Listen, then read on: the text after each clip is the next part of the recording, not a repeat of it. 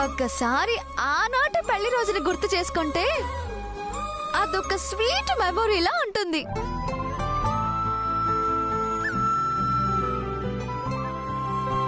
మీ silver Jubilee function ని ఘనంగా చేద్దాం అనుకుంటున్నాం. ఏమంటావు ఆదిత్య?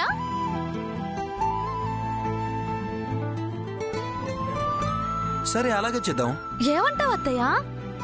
ఏ అత్తైనా కోడలు పిల్లల్ని కంటానంటే వద్దంటుందా?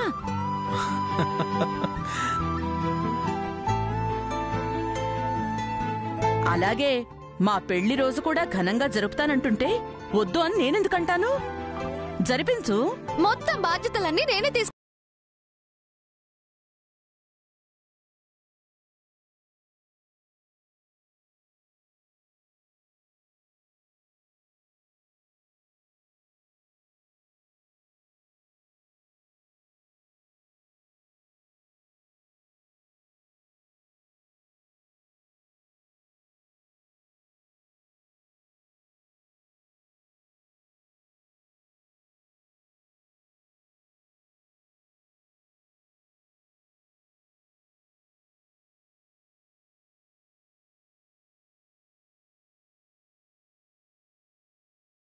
జరిపించుకోవాలనుందా? మీ పిల్లల సంతోషమే మా సంతోషం రా.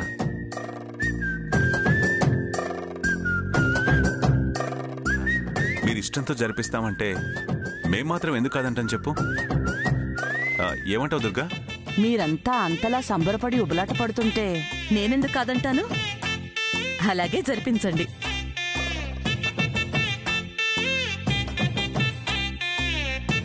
అత్తయ్యని మచ్చిక చేసుకోవడానికి దీనికేదో అవకాశం దొరికినట్టుంది. అందుకే పెళ్లి రోజు రజతోత్సవం అని మాయమాటలు చెప్పి మంత్రం వేసి అత్తయ్యకి దగ్గరవ్వాలని చూస్తోంది. ఆదిత్య, ఈ పెళ్లి రోజు వేడుక మళ్ళీ పెళ్లి జరుగుతున్నట్టుగానే ఉండాలి. అంతలా చేద్దాం. నువ్వెలాగైనా చెయ్యి, కానీ నేను గర్వపడేలా, జనం చెప్పుకునేలా, నేను మురిసిపోయేలా చెయ్యాలి. అంతే తప్ప ఎక్కడైనా ఏదైనా పొరపాటు జరిగినా ఇలా జరిగిందేంటి అని ఎవరైనా అన్నా నీ తాటు తీస్తాను. జాగ్రత్త.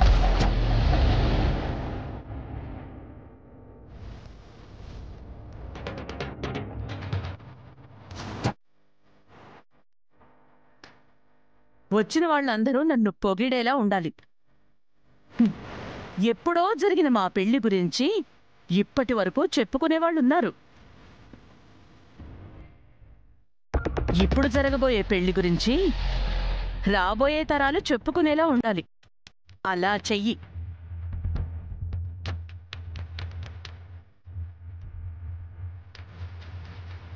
ఎక్కడ నాకు చిన్నతనం అనిపించినా, ఎవరి నోటైనా దీని గురించి తప్పుగా మాట్లాడినా నేను మాత్రం అస్సలు ఊరుకోను. అత్తయ్య, నీకెందుకు? నాకు వదిలిపెట్టు. ఫంక్షన్ ని నేను ఎరగ తీస్తా.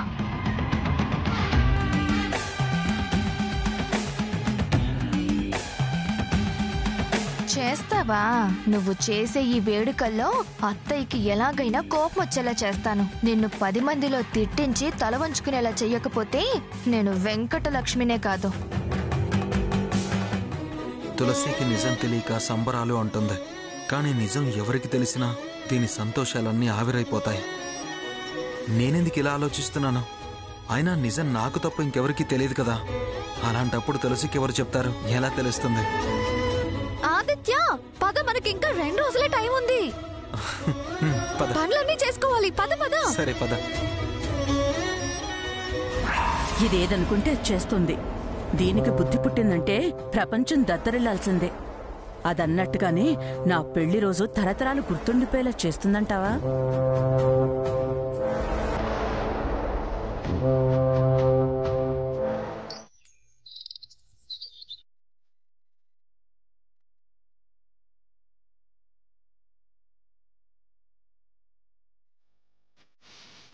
మీరు టెన్షన్ పడవలసిందే.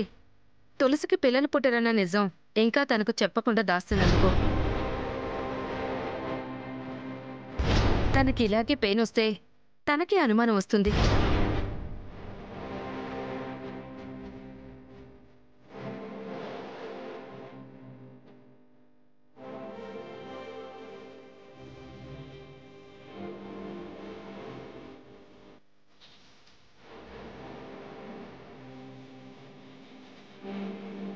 ఆదిత్య, ఎంతసేపు అయిందిరా వచ్చి?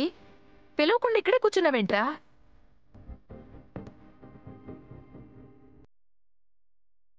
ఏంటో అత్తయ్య, మనసంతా బాధగా ఉంది. ఏంట్రా ఇప్పుడేమైందని అంతగా బాధపడుతున్నావు? ఈ రోజు కూడా తులసి విషయం గురించి హాస్పిటల్కి వెళ్ళొచ్చాను. డాక్టర్లు తులసికి 1% కూడా పిల్లలు పుట్టే అవకాశం లేదు అని చెప్పేశారు. ఏమాత్రం అవకాశం ఉన్నా ఎంత దూరమైనా తీసుకెళ్ళి ట్రీట్మెంట్ చేయించడానికి నేను సిద్ధంగా ఉన్నాను. ఎన్ని కోట్లు ఖర్చు పెట్టినా కానీ తులసికి పిల్లలు పుట్టే అవకాశం లేదు అని అంటున్నారు. తన జన్మలో గర్భం దాల్చదు అని నిర్మోహమాటంగా డాక్టర్లు తేల్చి చెప్పేస్తున్నారు. ఈ సమస్యకి పరిష్కారం ఏంటో నాకేం అర్థం కావట్లేదు అత్తయ్య. ఒకవేళ ఇంట్లో ఈ విషయం తెలిస్తే అమ్మకి ఏం సమాధానం చెప్పాలి? తులసిని ఎలా ఓదార్చాలో నాకు తెలియడం లేదత్తయ్య. పెళ్ళైనప్పటి నుంచి ఇప్పటి వరకు నిత్యం పోరాటాలు పడుతూనే ఉంది.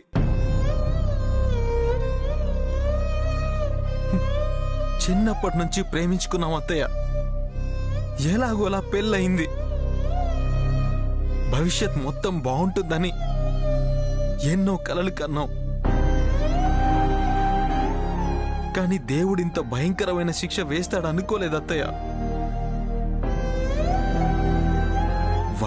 వంశం అని తప్పించే అమ్మకు ఈ విషయం తెలిస్తే ఏమైపోతుంది?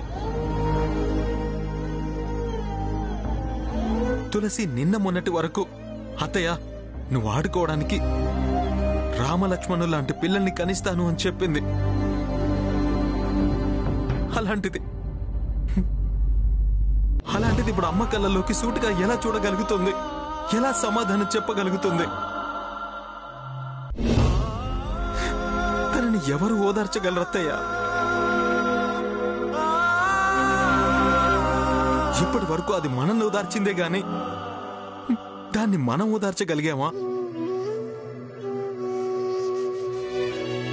ఈ విషయం తెలిసిన మరుక్షణం తన గుండె పగిలిపోతుంది అత్తయ్య. అసలు ఏం చేయాలో అసలు నాకు అర్థం కావడం లేదు. నిజమేరా, దానికి పిల్లలు పుట్టాలని ఎన్నో దేవుళ్ళకి మొక్కుకున్నాను.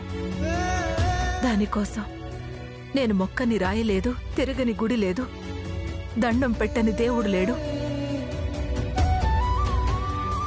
ఏదో ఒక దేవుడు కరుణించకపోతాడా అని ముక్కోటి దేవతలకి మొక్కుకున్నాన్రా. నా బాధ విని దేవుడు దానికి పిల్లల్ని కలిగిస్తాడని నమ్మకం నాకుంది. నీ నమ్మకం నిజమైతే దానికంటే సంతోషం ఏముంది అత్తయ్య? అంతకంటే నేను కోరుకునేది కూడా మరేం లేదు. అలా కాదు అని రేపు దానికి నిజం తెలిస్తే పరిస్థితి ఏంటి అనే భయం నన్ను భయపెడుతూనే ఉంది అత్తయ్య. భయపడుకురా, దాని కడుపున నలుసు పడే వరకు ఈ నిజాన్ని మనం కాపాడుకోవాలి. దాని కడుపున నలుసుపడే అవకాశం లేదని డాక్టర్లు చెప్పేశారు కదా అత్తయ్య. లేదురా, దేవుణ్ణి నమ్ముకుంటే అన్యాయం చేయడు. దానికి పిల్లలు పుడతారనే పూర్తి నమ్మకం నాకుంది. ఒకవేళ అంతకంటే ముందు నిజం దానికి తెలిసిపోతే దానికి నచ్చ చెప్పే బాధ్యత కూడా నీదేరా. నీకు ఏమాత్రం ధైర్యం సడలినా అది ప్రమాదానికి దారి తీస్తుందిరా.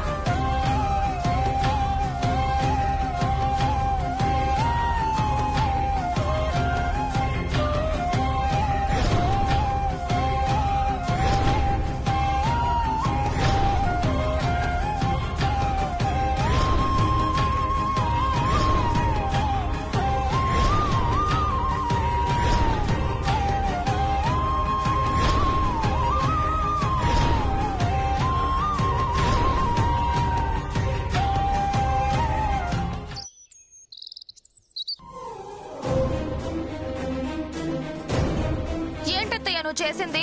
నేనేం చేశానే? హా? ఆ తులసి మీ పెళ్లి రోజు ఘనంగా చేస్తాననేసరికి నువ్వు సంబరపడిపోయావు. అసలు నీ పెళ్లి రోజు చేయడానికి అదెవరు? దాన్నేమైనా నా పెళ్లి రోజు చెయ్యివే అని నేను అడిగానా? అది చేస్తాను అంది, చెయ్యమన్నాను. ఆ చెయ్యమనడవేదో ఆదిత్య బావని నన్ను పిలిచి పెళ్లి రోజు చెయ్యండి అని చెప్పొచ్చు కదా. అలా ఎలా చెప్తానే? ఐడియా వచ్చింది దానికి కదా. ఫోటో ముందుగా నేను చూస్తే నాకు వచ్చేది ఐడియా. ఏమిటి నీకొచ్చేది? అయినా నీకు ఇలాంటి మంచి ఆలోచనలు ఎందుకు వస్తాయి? ఎలా చెడగొట్టాలి అని చెడ్డ ఆలోచనలు తప్ప. ఆ ఐడియా దాందే అయినా పని మాకు అప్పచెప్పొచ్చు కదా. పోనీ అదెలాగో చేస్తానంటుంది కదా, ఆ పనులేవో నువ్వే దగ్గరుండి చూసుకో.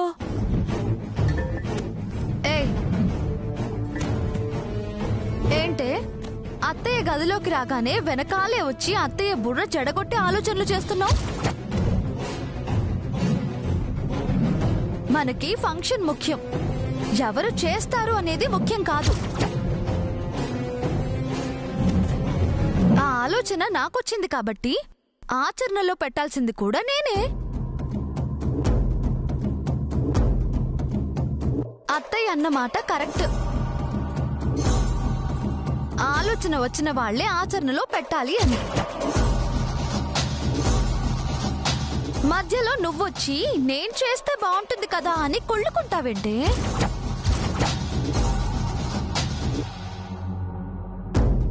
అయినా నువ్వింకా మారవా? అవతలి వాళ్ల మీద ఎలా చెడు అభిప్రాయం కలిగిద్దావా అనే ఆలోచన తప్పితే వేరే ఆలోచనలు రావా నీకు? అసలు ఊరికే ఎందుకే మా మీద పడేడుస్తావు?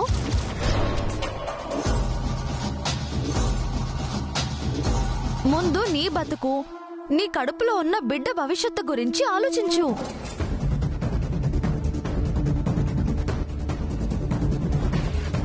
నీ సంసారం ఎలా చక్కదిద్దుకోవాలో, నీ మొగుడుతో ఎలా ఉండాలో అది ఆలోచించు.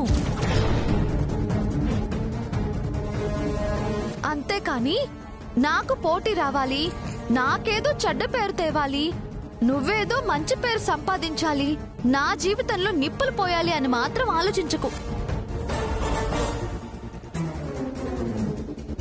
అదసలు మంచిది కాదు. ఎప్పుడు తన ఎదుగుదల గురించి ఆలోచించేవాడు బాగుపడతాడు కానీ పక్కోడి ఎదుగుదల గురించి ఏడ్చేవాడు జీవితకాలం ఏడుస్తూనే ఉంటాడు. కొళ్ళుకునేవాడు కొళ్ళుకున్నట్టే ఉంటాడు కానీ బాగుపడడు.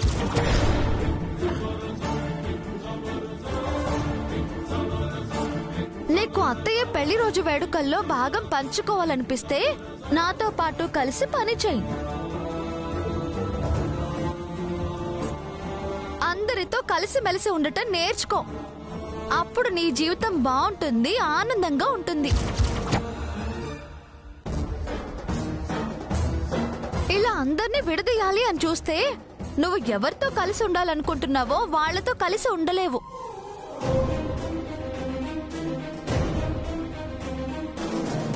నాకు చెప్తే నేను చేస్తాను కదా అని చాడీలు చెప్పే నీకు ఒక్క పని కూడా అప్పచెప్పను. కనీసం ఇన్విటేషన్ కార్డులు పంచే అవకాశం కూడా నేను నీకు ఇవ్వను. నీ బుద్ధులు నాకు తెలిసే. నువ్వు నేను చేసే పనిని చెడగొట్టాలని చూస్తావు గాని నాకు మంచి చేయాలని మాత్రం చూడవు.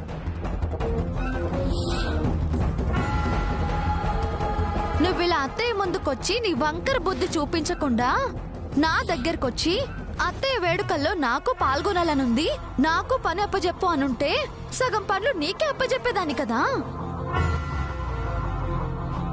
నీ దురాలోచనలు నాకు తెలుసు కాబట్టి నిన్ను దూరంగా పెడతాను. చూడు, ఇంకోసారి ఈ ఫంక్షన్ విషయాల్లో తల దూర్చాలని చూసినా, అత్తయ్య ఆలోచనల్ని మార్చాలని చూసినా మర్యాదగా ఉండదు. జాగ్రత్త.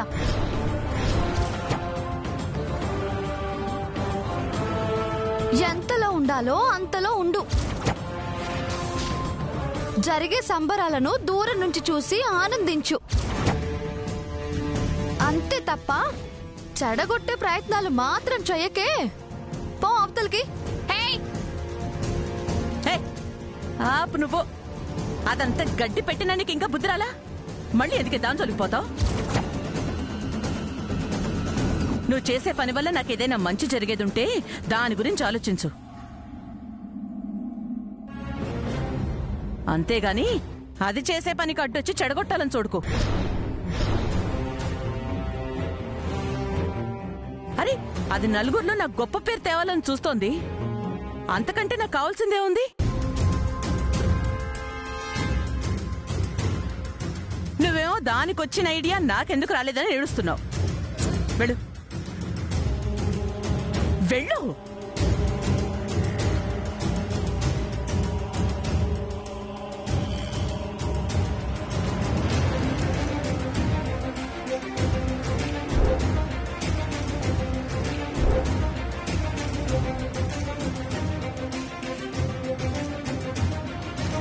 ఏంటి అత్తయ్య కూడా ఇలా మాట్లాడుతుంది? అత్తయ్య మెల్లమెల్లగా తులసి వశం అయిపోతుంది. దీన్ని ఇలాగే ఎదగనిస్తే నా ఉనికికే ప్రమాదం. ఇలాంటి సమయంలో నానమ్మ కూడా నాకు తోడుగా లేకుండా పోయింది. నా బుర్ర పనిచేయనప్పుడు ఇలా కాదు అలా అని నెత్తి మీద ఒక్కటి కొట్టి చెప్పేది. ఇప్పుడు నానమ్మ కాలు చెయ్యి వైద్యం కోసం కేరళ వెళ్ళిపోయింది. ఆవిడొచ్చే వరకు నా బతుకు బాగుపడేటట్టు లేదు. అలా అని నానమ్మ తిరిగొచ్చే లోపే నా బతుకు రోడ్డున పడుతుందేమో. అలా జరగకుండా జాగ్రత్త పడాలి. అత్తయ్య ఫంక్షన్, మావయ్య ఫంక్షన్, ఏదైతే నాకేంటి, దూరంగా ఉండి చూద్దాం. అత్తయ్యకి ఇప్పుడు తులసి మీద మంచి ఒపీనియన్ ఉంది. బావని కేసులో నుండి విడిపించినప్పటి నుండి అత్తయ్యకి దాని మీద కోపం తగ్గినట్టుంది. అందుకనే దీన్ని ఇండైరెక్ట్ గా దెబ్బ కొట్టి అత్తయ్య మనసు మార్చి నా వైపు తెచ్చుకోవాలి. అప్పుడే అత్తయ్య నా మాట వింటుంది.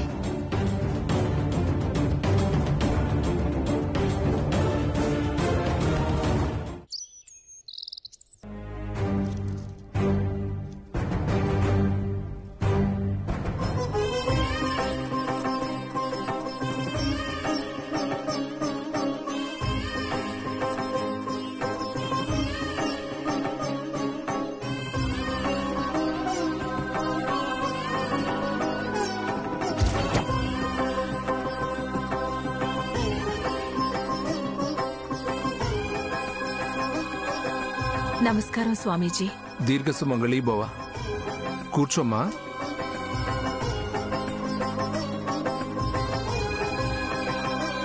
చెప్పమ్మా, ఏంటి సమస్య? మీకు తెలియందేముంది స్వామి? సామాన్యుల సమస్యలు మీకు తెలియనివా?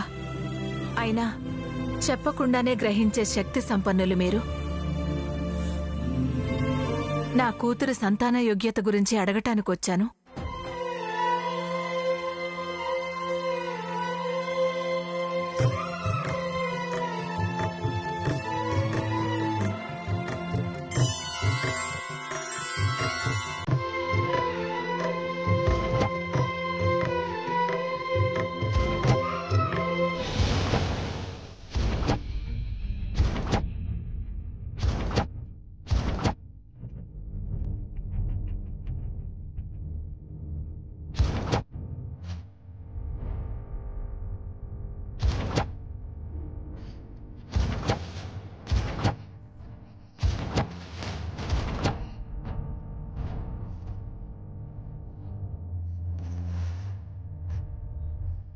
ఏంటి స్వామీజీ అంత ఆశ్చర్యంగా చూస్తున్నారు? ఏమై ఉంటుంది?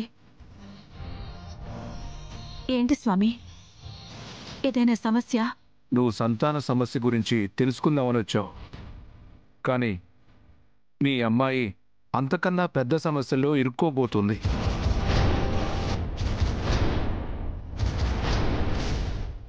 తన జీవితానికే పెద్ద సమస్య తలెత్తబోతోంది.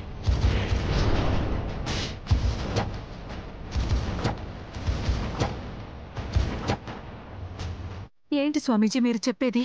అవునమ్మా, నువ్వు తన కడుపున కాయబోయే కాయ గురించి అడిగావు, కానీ తన బ్రతుకే ప్రశ్నార్థకంగా మారబోయే సమస్య ఆ భార్యాభర్తల మధ్య రాబోతోంది.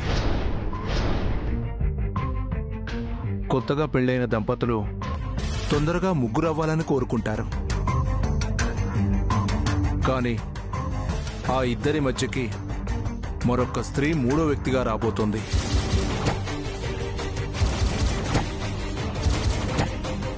ఆ మనిషి రావడం వల్ల వాళ్ళ పచ్చని సంసారంలో మంటలు చెలరేగుతాయి. ఇప్పుడు నువ్వు ఆలోచించాల్సింది పిల్లల గురించి కాదు, రాబోయే ప్రమాదం గురించి.